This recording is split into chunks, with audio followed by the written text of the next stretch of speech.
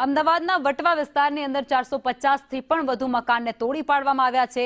450થી વધુ કાચા પાકા મકાનોને દૂર કરવામાં આવ્યા છે। આજે બીજા દિવસે હવે કાટમાળ હટાવવાની કામગીરી કરાશે। ગેરકાયદેસર બાંધકામ તોડવાની એએમસી દ્વારા કાર્યવાહી થઈ હતી, જેમાં બાકી રહેલા બાંધકામો પણ તોડવામાં આવશે।